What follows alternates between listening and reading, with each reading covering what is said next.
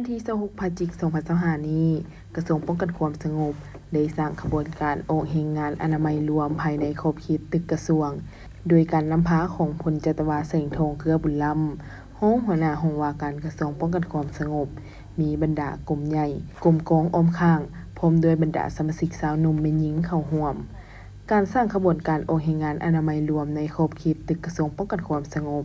ครั้งนี้เมนได้อนามัยห้องน้ำเก็บขี้เหงื่อปักธงทิวธงชาติปัดกวาดเดินภายในและอ้อมข้างเพื่อความเป็นระเบียบเรียบร้อยและความสะอาดจุบงามทั้งนี้เพื่อเป็นการคำนับรับต้น2วันประวัติศาสตร์ที่สำคัญของพรรคของชาติเป็นต้นเมนวันชาติที่2ธันวาคม50ปีและวันเกิดประธานไกรสอนพรหมวิหารครบรอบ105ปี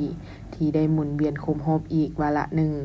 ในโอกาสนี้พลจัตวาแสงทองเกลือบุญล้ำหัวหน้าห้องว่าการกระทรวงป้องกันความสงบได้ให้สัมภาษณ์ว่า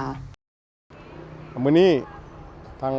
กระทรวงป้องกันความสงบโดยเฉพาะเป็นห้องว่าการกระทรวงป้องกันความสงบพวกเขาได้เปิดให้มีกระบวนการอนามัยรวมเนาะเพื่อสร้างผลงานคำนับรับต้อนวันสำคัญต่างๆของพรรคของชาติโดยเฉพาะวันสถาปนาสาธารณรัฐประชาธิปไตยประชาชนลาวครบรอบ50ปีที่จะเวียนมาบรรจบครบรอบอีกวันละนึงในวันที่2ธันวาปี2025นี้และก็วันคล้ายวันเกิดของท่านประธานไกรสอนพรหมวิหารครบรอบ105ปีที่จะเวียนมาบรรจบครบรอบอีกในวันละนึงในวันที่13เดือนธันวาปี2025นี้การสั้นกระทรวงป้องกันความสงบมื้อนี้ก็ถือว่ามี4ภาคส่วนเนาะที่พวกเขาเปิดกระบวนการเพื่อคำนับรับต้อนนี้เป้าหมายหลักของพวกเขาก็แม่นเฮ็ดให้มีความสะอาดงามตาแล้วก็มีการประดับประดาย่องทุ่งทิวทุ่งพักทุ่งชาติแล้วก็ดอกไฟเพื่อให้มีความสวยสดงดงามเพื่อกะเกียมเฉลิมฉลองวันชาติที่2ธันวาที่จะเวียนมาบรรจบครบรอบอีกนี้ท้ายนี้ข้าพเจ้า